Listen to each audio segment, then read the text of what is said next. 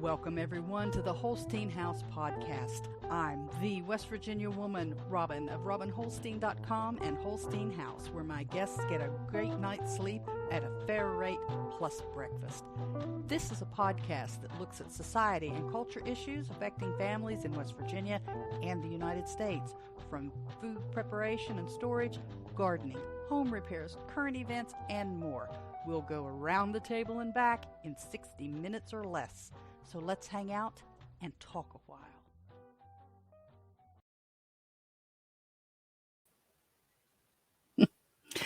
Good morning, all y'all.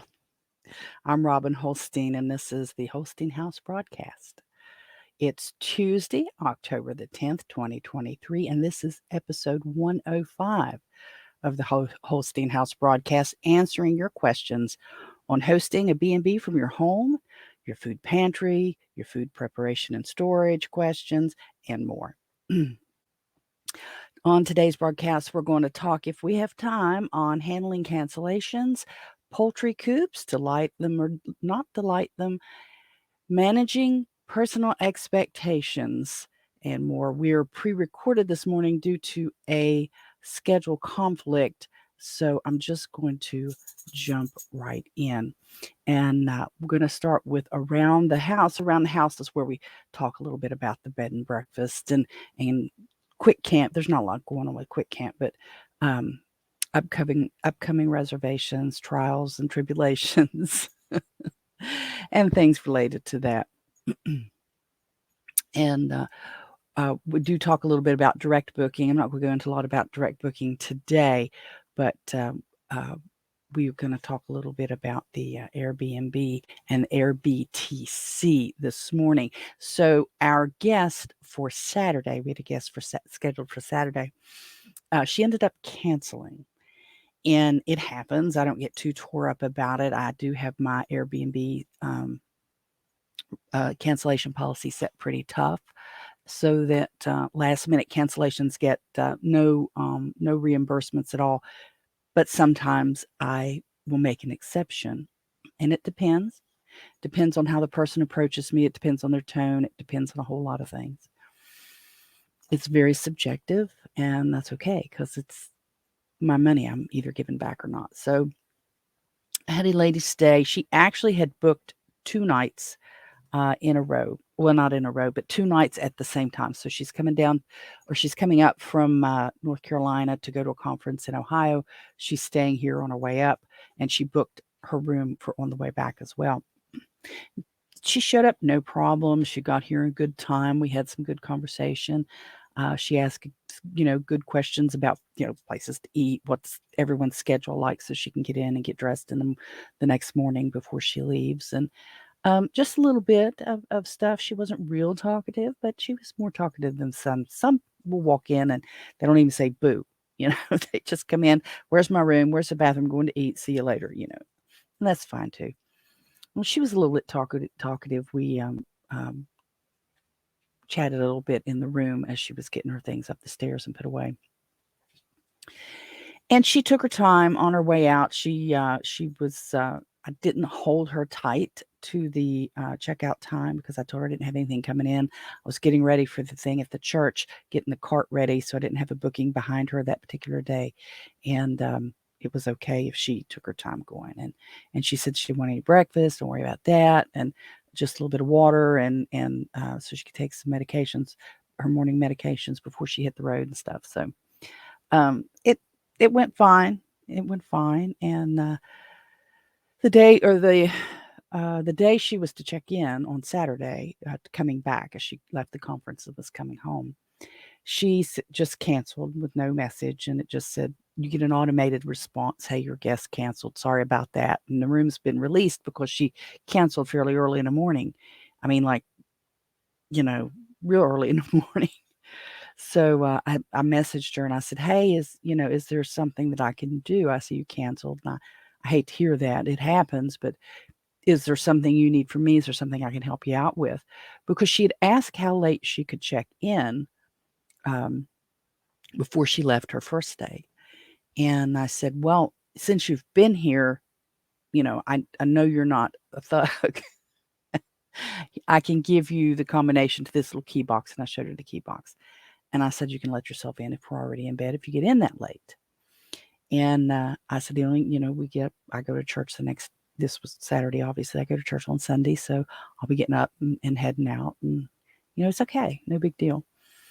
So I asked her, I said, is it something about, what time you get in and everything? And she replied back, she said, well, I'm traveling by myself. I'm going to be leaving Ohio later than I planned. And I don't want to be on the road that late. So what she was calling late was about 9 o'clock, that she would get here about 9 o'clock in the evening. And she said, I just don't want to be out that late on my own. And I totally understand that. Believe it or not, having been a woman traveling alone from time to time, I know it can be a little unnerving, worrisome, especially in today's climate, to try to be out on the roads after dark very late. So, and it gets dark, really early. It's the birds are going to bed at 7 o'clock now, and it's really dark before then. So it's I understood, and so I decided. And she had mentioned she realized that the cancellation policy was firm, and she wouldn't get her money back. But I went ahead and rebated her part of that money. Um, I didn't give it all to her because I couldn't rebook the room, but I did give her some of the money back. And she sent me a thank you, for that. And I told her, I said, I'm going to do this.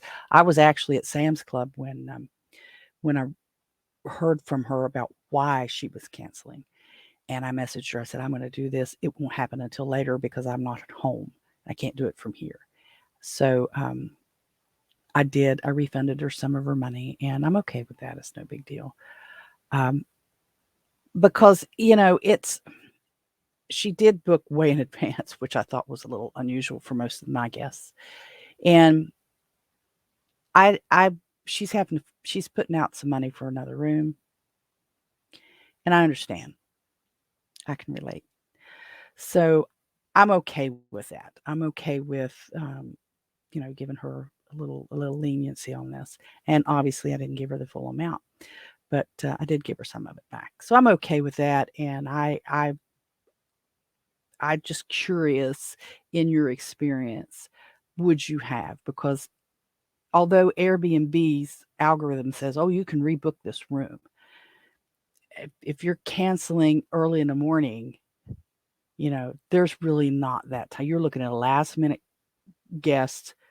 Last minute guests are almost always a nightmare because they didn't plan to stay with you. They don't know what to expect. They usually haven't, well, most of them don't read it anyway, but they usually haven't read anything beyond the price and that there's a room available.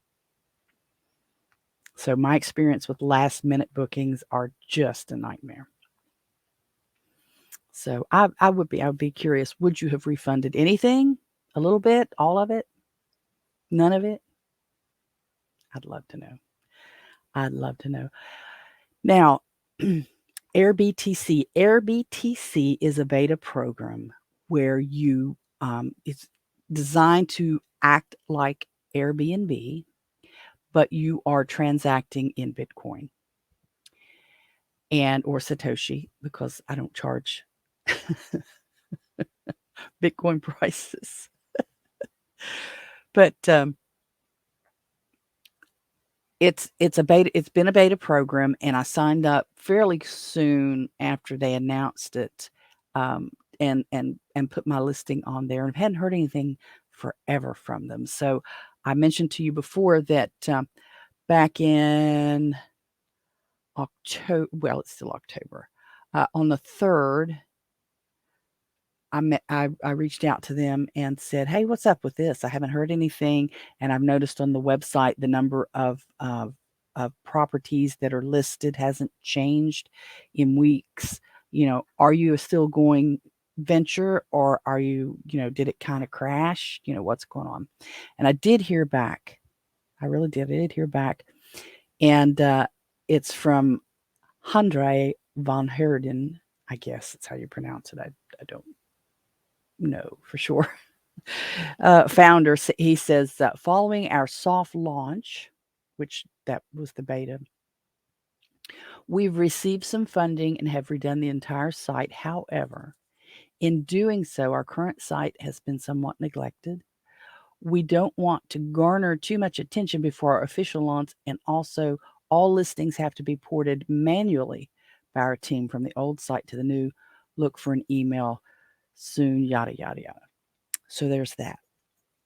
And I would be interested in your opinion as to whether this is a blowing smoke response or if this is probably a legit response. I'm not familiar with this person who says he's the founder.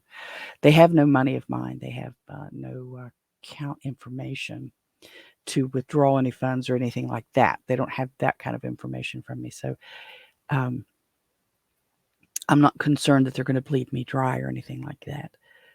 I do wonder if this is a standard response or if this is the kind of response that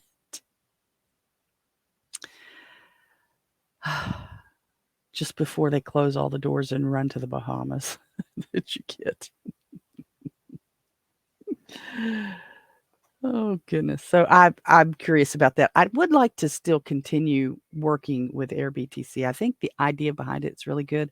And I am interested in that market to be able to accept, Bitcoin for the room. Now, I have to admit, I'm going to be kind of scattered this morning because it's just been a tremendously busy bunch of days. There's a lot going on that I can discuss, and there's a lot going on that I'm not going to discuss. But I am going to move along. The general projects that I've talked about before, the doghouse, which is the building we're going to rehab, the Ramsey house, which is one we got to empty and take down, work on the bunker here, the basement. And I tell you, I keep leaning towards cutting one of the live videos out because life just keeps getting in the way for this. I am constantly being asked to take on more. And, well, why can't you do this as well? You're already doing X. Why can't you add Y? And we're going to talk about that here in a little bit. As of now, I'm still going to do a live on Friday. Oh, gosh, let me check the calendar first, though. I am in not panic mode, but panic mode.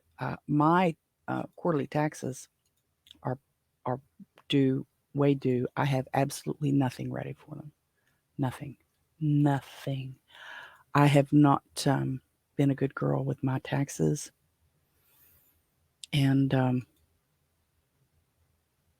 about to pay the piper for that here real quick.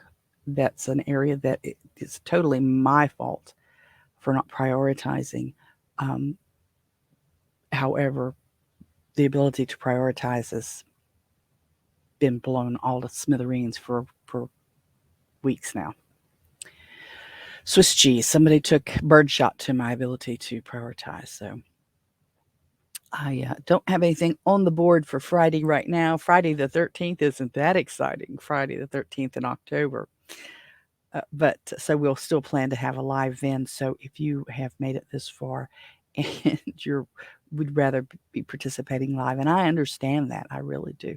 I ask you to hang out till Friday, and let's meet up Friday morning at 10 and discuss that some more. The garden, inside, outside, upside down, the garden is not just for summer. I did move those green peppers to the back porch, and I told you I got that done. And the garden scrap kitchen is like in the toilet because I haven't been able to focus on it. I've just been pulled in so many directions. It's just crazy. The normal stuff, the normal household responsibilities, the normal guest house responsibilities, the normal poultry responsibilities, and then the church stuff that I've been doing for almost a year now. And it's really starting to catch up. The cutbacks, and I'll do that later, have really begun to catch up with me. And I just absolutely cannot get it all done. I can't. But so my poor little celery are just, they kind of got stunted. So they started growing about, I don't know, 2.5 inches or so, and they're kind of stuck because I didn't get them watered good. And the little head of cabbage is kind of pouting, although the weather is cool and it loves the weather. I haven't doesn't have enough little roots on it to put it in any soil yet, so I haven't done that. That's terrible. But the green peppers, they have green peppers about like this on the back porch and I showed you that little hothouse picture that I did the other day, and it's got little green peppers about like that. They're so cute, but they're hanging on. They're hanging on. I did lose one. I knocked it off there the other day. It had a little weird spot on the side. I don't know what that was. Maybe a frostbite, but we haven't had frost, but it's been kind of cold. Um, but we'll see. I haven't dropped the now this little greenhouse has that clear plastic that you put on it, and it's got a little panel that zips down. So I still have that panel rolled up. I'm going to have to start rolling it down a little bit, especially in the evenings now. I think because it's getting so cool. I haven't decided. I don't think LEDs throw off enough heat to do it, but the old school incandescent lights would throw off enough heat to keep a little small area like my dad used to say the doghouse would keep it warm enough that it wouldn't frost inside. Now I don't know that. I never tried it. But I know folks would use little and it caused fires in chicken coops, would use an LED bulb on a platform with a piece of metal over it and then like the water dish sitting on top of that to keep water from freezing up in the wintertime. But I don't know yet how I'm going to handle that. I don't want to start a fire on my back porch. That would be terrible. But yeah, so that's not doing my onions are doing okay. There's still a few tomatoes hanging on the vines. Those vines need to hit the compost sooner rather than later.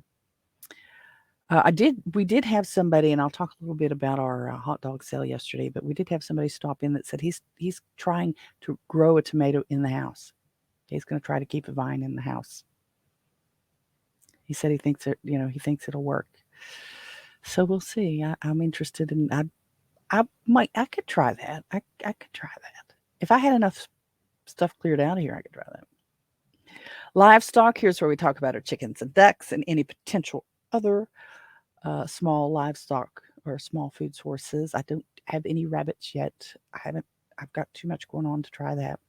Although the neighbor out back continues to add to his collections of farm animals. The neighbor out back had a couple dogs, I think, taken away because they were biting people walking around in the community. And the mail guy, it's a guy mostly, sometimes it's a girl, but it's a guy, had threatened to refuse to deliver mail on that street because of the dogs. And they were not able to keep them tied up. So I'm not sure. One of them bit like 3 or 4 times, and it probably got euthanized. I don't know that for sure, but I suspect so. That person apparently has added 3 pigs, or 2, because I think he already had 3 pigs to his collection. I'm not opposed to people having small livestock here in the community. We can do that. What I'm opposed to is your livestock being allowed to wander the streets. So this neighbor's, I think it's 3. It may have been 2. I couldn't see clearly on a picture. Animals were 2 streets over, and I understand that he's getting goats, which is okay if you can keep them in your pen in your yard. If you can't keep your livestock in your own yard, you've got a bigger problem because then they become nuisance, and then they get reported, and then you don't get to have them. But these folks, I don't. Toolman Tim was doing a talk on being a good community neighbor, and this family, they're not. They're getting out now. If they already had them and they were getting out, then okay, let's try to help him secure it. But what he's doing is he's getting these animals before he has a secure place to put them, apparently, because they're wandering the street. So I don't know. I haven't seen them yet. They were 2 streets over the wrong direction for me, but my chickens are still plugging away. I still think this is probably going to be their last winter because they're just really slowing down. I think we probably got the maximum out of them that we're going to get. Yesterday, I got 1 egg. Now, I have on occasion had 4 eggs. 2 of my green egg layers haven't laid eggs since summer. And yesterday, I got 1 white egg. So one of my leghorns didn't lay yesterday. The ducklings, the hens, they're rocking now. Both girls are laying eggs now. The second girl started her first egg was Saturday. So she was a week behind her sister, which is still strange to me because they were born within 24 hours of each other. She didn't hatch one out and hatch one out later, a week later. So, but anyway, it's all good. So we've got duck eggs coming, and these are smaller. These are more the size of a medium-sized, medium to large leghorn. They are, but they have been staying. They've since Mr. Holstein and I were able to make some repairs on the back part of the coop or the coop run. It's not the same, but I always say it the same. Um, the hens all of my hens have been staying in. They haven't wanted to venture out. They've all been staying in until I let them out of the evenings. And I've gone back to a schedule of only a couple hours out in the afternoon. And part of it's been a whole cycle of reasons why I got away from that, where I was letting them out early in the day and they were just out all day. Part of it was because it was good weather. Part of it was because I had too many males and there was too much fighting happening. And the part of it was the one male was chasing all the babies back in when they were little. So it became easier to let them all out, isolate the older ducks over here, keep the younger ducks and the chickens over here. And some of the chickens would hop the fence and they would run wild. So, but we're not doing that now. They are all staying in pretty well until I let them out in the afternoon. And so all of my eggs are there for me to find at the right time. Then we come to church life, where I share things that are going on with my faith and in our church. Our Bible study and lunch and learn are on a break this week because we had our first hot dog sale yesterday. And I say first because I feel very confident that we're going to do it again. Maybe this year, maybe next year, I'm not sure, but everybody left yesterday feeling in good shape. About having future ones, I should say. I should be more careful and clarify that. So I want to show you, let me show you the cart, how the cart turned out. Some of you have seen it over in our over in our Telegram group.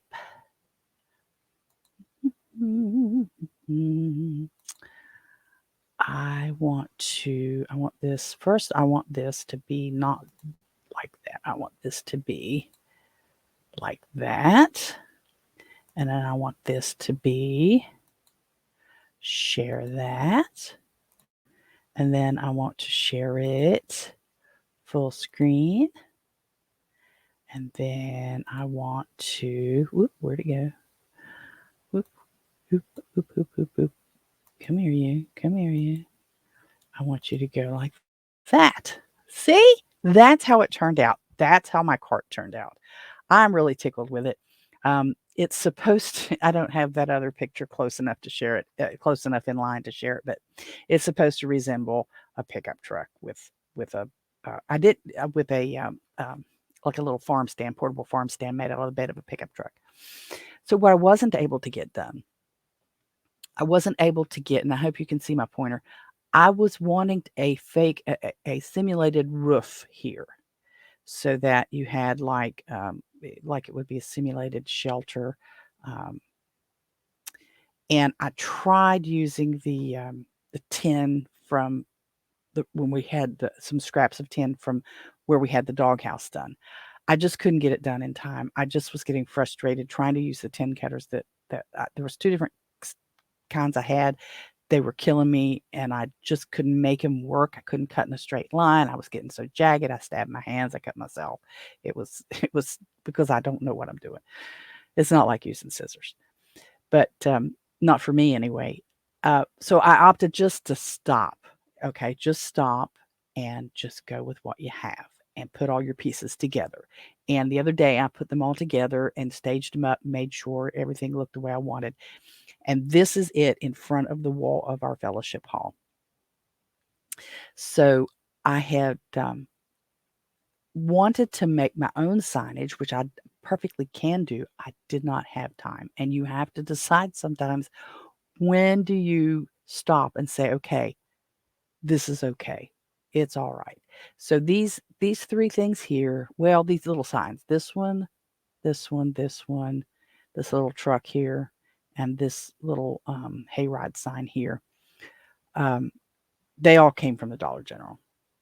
I know I don't like to buy made in China stuff, and I kicked myself in a way for doing that. But it, I was at a point where I had no other option. But well, I guess I didn't have to do it at all. But I was going to, and that's what I needed to do because I wanted some signage on here.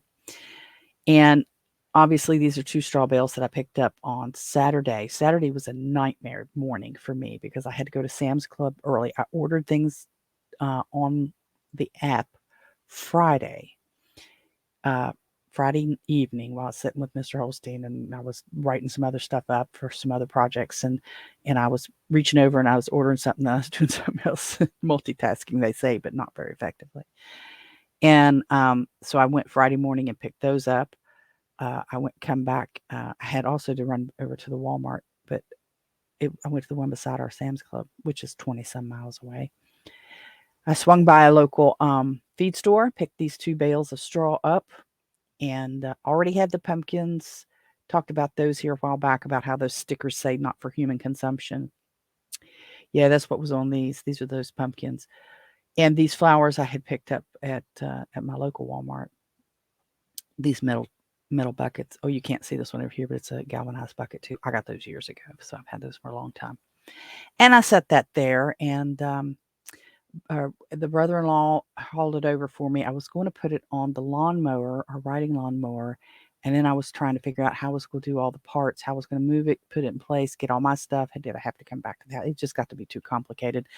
The brother-in-law said he could haul it over there, and that's what he did. And so I got it scooted in place after I put all the pieces together, and that's what that looks. Let me see which direction. Is it this way? Uh, that's a little sign I did. Selfie camera, selfie station, selfie spot. And that's the grandnephew. That's my grandnephew, Damien, my niece's boy. He came over for some hot dogs and he got his picture and she shared that with me. So at least I know at least one person sat on it and hopefully a few others because I was inside. I didn't get to see who all may have taken the opportunity to have a seat on it. But now it is out front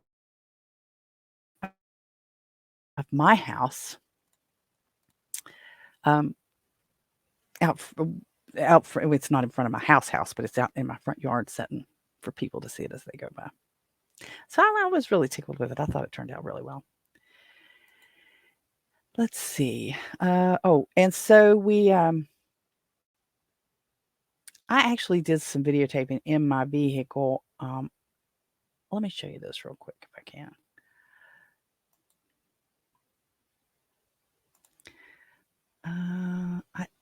What do I do that way? I don't like that one. Wait a minute. This one? That one. That one. If you can see, if you can make this out, this is some of the clothes that we had at the giveaway. And let me see if I go this way. Yeah, a couple more shots of those that we had to give away.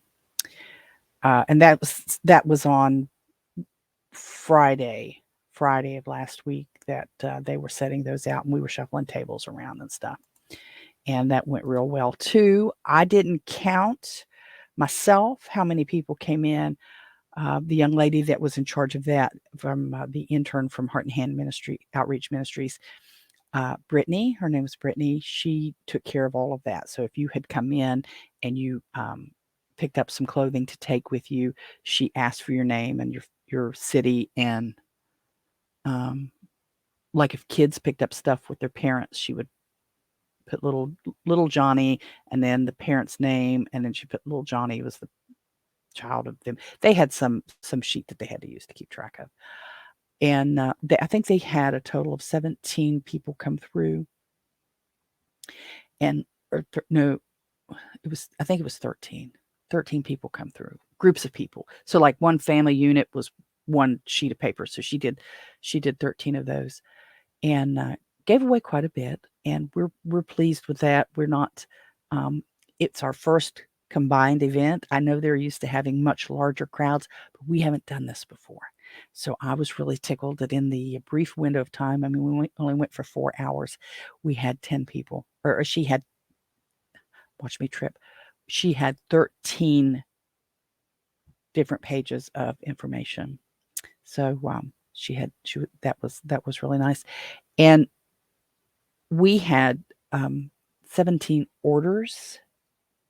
No, that's not right. We had more than 17 because we had like 20. It was 21 different order sheets for hot dogs, and like one sheet had 26 on it. So I don't remember the total number of hot dogs that we sold. I've got it upstairs on a spreadsheet that I'm putting together to make the report on. So but we did sell. We were hoping to sell 200. We sold over half, so I want to say 106 because it was just like barely over half, which was not bad for 3 hours. Our first time out the door. Now, we're wanting to do this again. I think the ladies at the end of the day, after we had everything cleaned up and put away, the ladies were all in agreement that they'd like to do it again.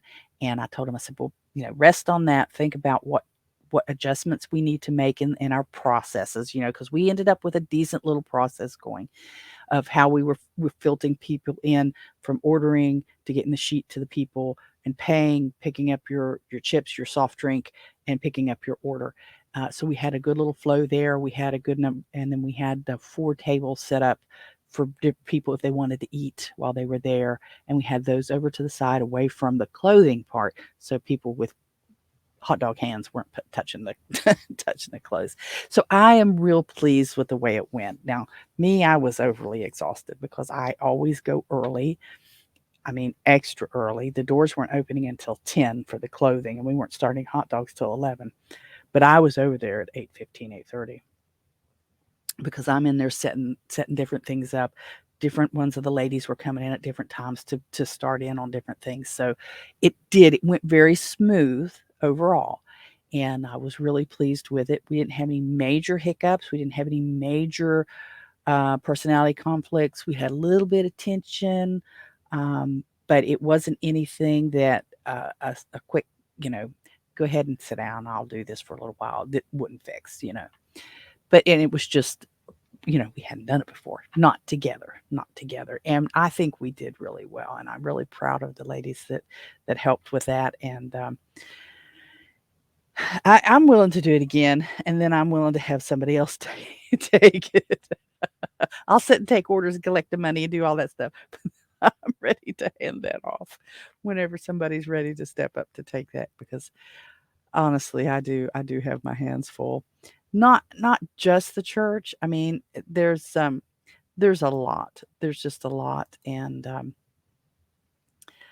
there's just a lot happening, and each step is a little something else, and each step is a little something else that somebody wants you to do. I'm not going to get into much of the news, international news, or national or state level news. Everyone's aware at this point that Palestine has started an attack on Israel over the weekend. For us here in the U.S., it was I think it was on Saturday. Wee hours Saturday morning for us. I am not a warmonger. I don't like the idea that we have war. I'm not the one who's starting these wars, um, but I do have opinions on them. And where it is at all possible to not have one, we should not be having them. People, we should not be having them. However, when it comes to the Middle East, I do have very traditional views, and I believe that the native peoples in that area where Israel is located are the Israelis. I believe they have been the subject of terrorist attacks from the day that they were given their state back by the global governments after World War II. I believe that the attack on Israel was unprovoked. Now, we can go back and say, oh, yeah, but 10 years ago you looked at me sideways, so today I'm going to punch you in the face. No, I don't go for that. I don't go for that. I obviously don't live over there. Obviously, I'm not in the government. Obviously, don't know the military secrets and the back and forth of things. Where has Israel been going down in tunnels and poisoning people? I don't know that. What I do know is that they were attacked, and I stand with Israel. And that's just it. That's just it. I am furious with my government at the national level. I'm furious with our president, whoever it is, because the guy that's sitting in the space taker, the seat filler, he don't have a day. He don't have a clue what day of the week it is. And I'm not going to spend a lot of time on that today. I could spend a lot of time on it, like a lot of people are. I don't have time to spend on it today like that. I have to be out of here in about 15 minutes. So I'm actually recording this just barely before I would start having my actual live, but I can't. I gotta boot scoot. I don't have a lot of time for this. But one of the other things I wanted to talk about was a little bit was about setting boundaries. I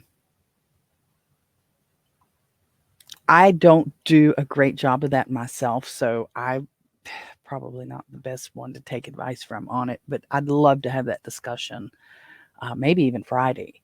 And maybe if you've gotten this far in the show, you can make yourself a note to be here Friday, or drop a note in Telegram of how you'd like to hear from me about it, and share your how do you set your own boundaries. And I'm talking about personal and work and related, not your real estate boundaries or things like that.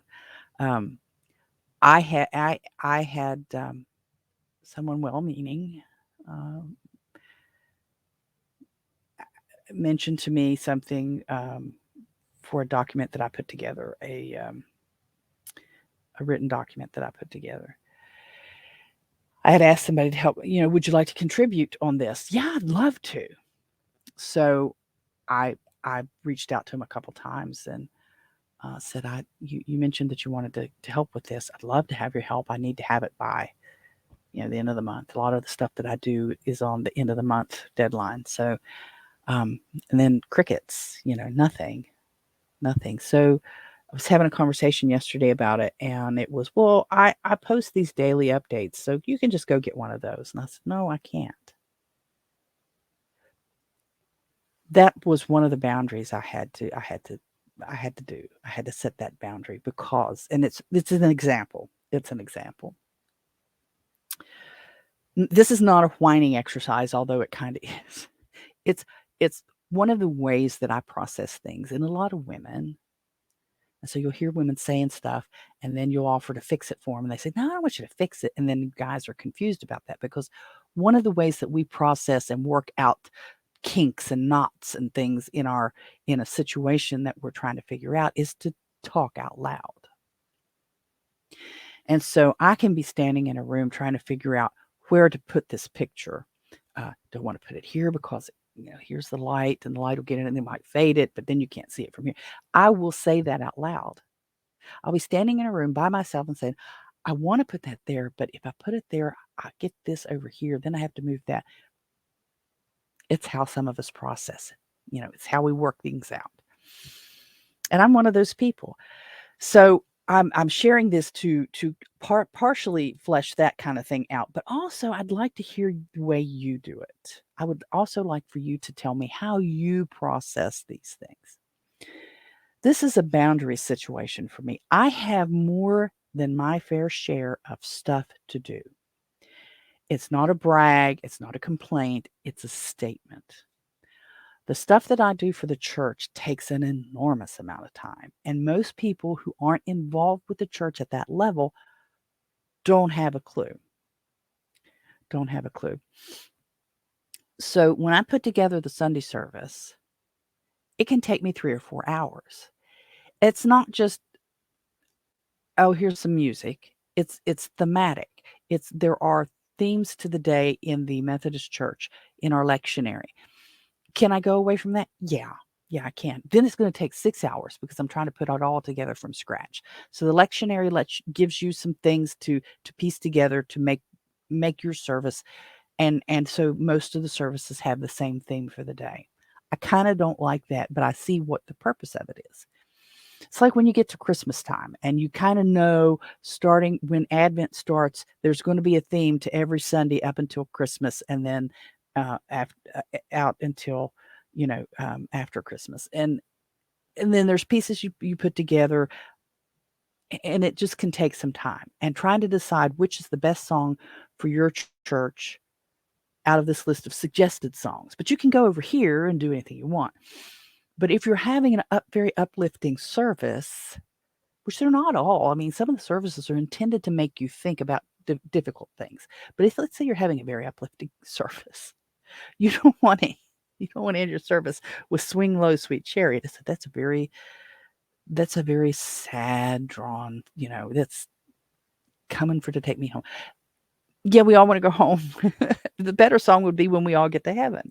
So working all those things out. A larger church is going to have a choir director, is going to have a music director, is going to have the pastor, is going to have a superintendent or lay speaker or lay servant, and you're all going to work together on a piece of something. You're all going to put your pieces together. Right now, my church is so small.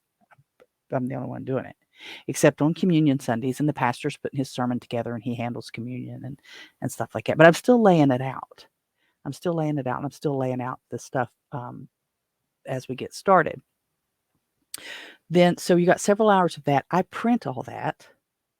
I'm printing it. I'm printing the bulletins. I'm printing my notes. I'm sorting those and folding those. I'm when I get to the church, and I'm posting them on social media. Okay, so from start to finish, it can take me 5 hours to do a service. We get it all laid out, get it all done. Some churches don't use bulletins. I think they're very handy for our folks so that they can get ready, like especially music. They can be presetting their books, getting ready for the books. If they don't hear what I'm saying, here's the hymn number, they can get to it themselves. And it gives them something to take back and to study because we have stuff on the back and we have our announcements on there, and I think it's all good. Now, that can take 4 to 5 hours from start to finish. Wednesday Bible study, it doesn't take 4 to 5 hours because it's kind of canned in that we're using videos. So it's just the video part of it, but I'm still printing out the study guide, getting those ready. But I'm also setting up the AV. Now for next Wednesday's Bible study, I'm going to have to go to the church, go to the fellowship hall, and I'm going to have to set tables up again. I'm going to have to set the AV up again. I'm going to have to set all of that up again, because we don't have it set up now because we just had the hot dog sale, which was another reason not to have not to have Bible study on Wednesday, because we gotta redo all of that. But that takes a while to set up. The lunch and learns, I've got to chase down people. I say chase, but I got to find people to do the lunch and learns. I'm out of ideas at this point. I'm out of contacts at this point, and I'm out of things that I can offer to share at this point. There's nothing else I do that would be remotely interesting to anyone else. So I'm scrambling trying to find ideas for not next week because we're supposed to have a committed person, but now I'm getting the feeling that she's wavering. Committed for one more week. Well, I can lay off for the winter and kick back up in February or something. I kind of hate to lose that momentum, but we'll see what happens. So I'm getting all of that together. I have to get the advertisements for those in way in advance. So the one for this week should have been in last week to be in the paper. I'm putting that up on social media. I'm designing the social media graphics for those events because I have to for our grant. I'm tracking the grant. I'm depositing the money from the church. I'm keeping track of just a lot of stuff for the church, in addition to just the Sunday service. So in a week's time, I probably got 24 to 36 hours worth of work time just for the church stuff. Just for the church stuff. Not a complaint. It's just not, it's a statement. So you can see where I'm going. I've got this. I'm working on the social media. As a content creator, I'm trying to develop that. It's getting hard because I'm having so many outward conflicts with that. But I'm also trying to promote my business with this as well. Holstein House is a legitimate LLC. I do things here. I sell things here. I sell eggs. I have room. I have the room. I sell soaps when I have them. You know, with our direct book guests, we have special breakfasts I make for them and things. So there's that. I home can my food. I take care of my pantry. I take care of my household. You know, home canning food doesn't. It's not a 2-minute thing. It takes hours. Managing your pantry when done right takes 2, 3, 4 hours. Well, just to manage it doesn't take that long. To keep it stocked, to keep your records, keep refilling it. That takes a lot of time. I've got to shop for the family. I've got to shop for the pets. The dogs need to go to the vet right now. They haven't been because I don't have time. A well-run house takes time. We talked about that before. A well-run home. We shouldn't say just housewife because a well-run home is a job in itself. And it's not just an 8-hour job. And that's not pandering to those who stay home. That's a statement of fact. We used to look at the care of the home and the efficient running of a home as an art and a science. Because there's a science in you got to do these things to have them ready by this time. You have to know time. You have to do things. If you're used like sourdough or even handmade bread.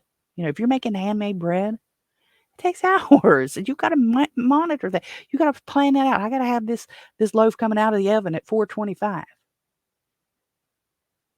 Then you got to back plan all of that. And there's Dad. I have a responsibility to help my father. He's my father. He raised me until I was 17 and left home, but he raised me, and he's taken care of me. And he's, every time I had a flat and didn't have anybody else to call, here he come. If the car wouldn't start and I had nobody else to call here, I could call Dad. Well, it's his turn now for me to do that for him. And so today, part of the reason today's live is the way it is, and I'm trying to watch time because I'm going to have to get this uploaded. I got to watch the time so I can get this uploaded so that I can have it in place so that I can go and is because of the follow-up appointment from Dad's test last week. Well, the week before. We couldn't get it in last week. So this is going to be all day. So I'm going to take him for his test, which is fine. Then I'm going to take him. We're going to do his bank deposits. Then he's going to get something to eat. Then he's got to stop by the pharmacy. So we've got a whole day of stuff to do. And I've got someone saying, oh, you can't just go find this article from something I've already posted and included in what you're sharing out. No, I can't. Why is it so difficult to just share that to me? Copy and paste it in a Facebook message. Email it to me. Instead of me trying to spend 20 minutes hunting and searching when I don't have that extra 20 minutes. I really don't. I am over obligated. And I do that from time to time. And then I have to cut back. And there are other things going on that I don't share with the world that need to be taken care of. And we've had this conversation before. I've talked about the doghouse when I just got the roof on it, that I need to empty it out. I got to have time to do that. I've got to have time to empty the Ramsey house out. We've got some trailers over at Dad's that need to be emptied out so they can be torn down. I need help doing that, and I have help doing that.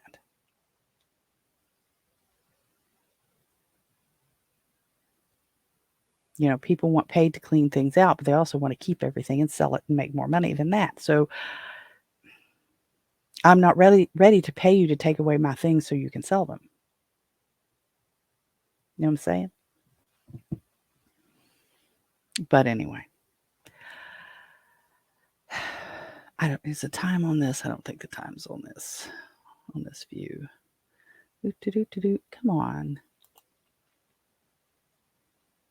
I don't see it telling me how much time I spent on here yet.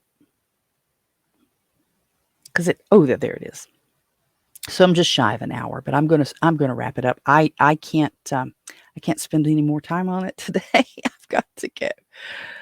But I am interested on Friday for you to share with me how you manage setting boundaries on your time.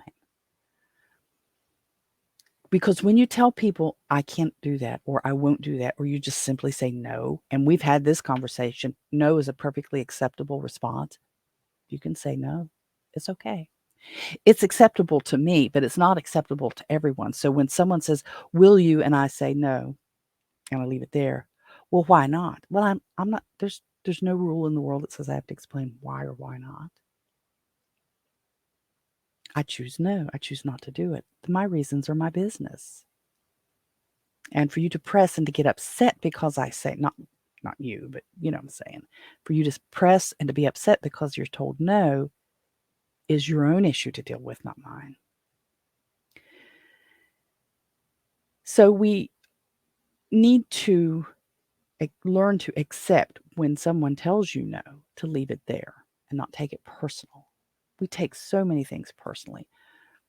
We had someone at the hot dog sale yesterday that um, was sitting not far from me and got really upset when someone else walked in the door and made a big deal out of it.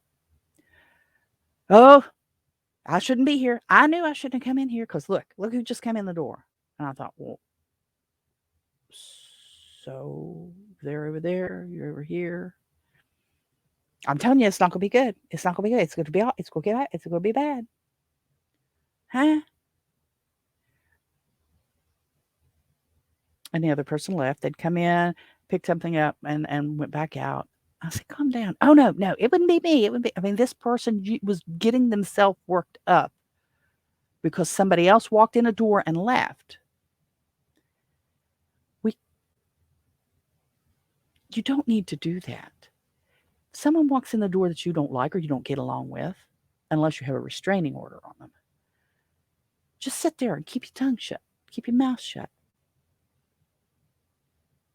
If something's going to start, let them start and let the people in the building who are responsible for the event or whatever it is deal with that person who's showing their hind end. You just sit there. You don't need to get all animated. But then when this person was, it's all right, they're gone, it's no big deal. Then they were getting offended. Then they were upset because they thought we were disrespecting them. Oh, it's because how I'm dressed. What's because how you're dressed? Well, you don't believe me. Then you think, didn't say that. You shouldn't make assumptions because sometimes you're wrong. I don't have a problem with, you're fine. Just because somebody else treated you bad doesn't mean I'm going to treat you bad or the next person's going to treat you bad. But at any rate, I'm going to wrap it up there. Think about that. Think about that and join me on Friday at 10. If you got this far in, then obviously you're kind of interested in what I'm saying today. I ask that you consider subscribing, but please at least hit whatever version, and because I stream this to Rumble and I stream it to YouTube and stuff. So whatever version of a like there is, whether it's a thumbs up, a smiley face, the word like, whatever it might be. I hope you'll tick that so that it helps the algorithm for the show. And if you don't subscribe already, think about it. Go through a few other things. Sometimes they kind of go all over the place. Sometimes they're pretty focused. But I'd like to think that we could have a good conversation about stuff. I do have to cut it off there, though. I am up against time today. I don't have the opportunity to extend things. I'm going to try to get my outro music lined up here because it's only just me. When you're putting the show notes together for this, it can take a couple hours and then do the show and then upload. So that's 4 hours, a show and 8 hours a week. And, there's that too. And I know I'm sounding like I'm whining and moaning, but really I'm not. And, I'd like to think that you understand, and we can talk about this on Friday some more. So I do have to go. Please like and subscribe and share the stuff out so that some other folks can get a chance to figure out maybe they'd like to subscribe and join in and participate with us. So I'm going to go. If I do this right, I'm going to go now. We'll talk to you later. We'll see you Friday, 10 o'clock Friday. Bye-bye. So there you have it. Post your comments, do all that boosting, liking, sharing, thumbs up, and stuff that helps spread the word and poke the algorithms. Follow me on most of the big social media platforms and look for my name, Robin Holstein, or Holstein House. Till next time, bye-bye.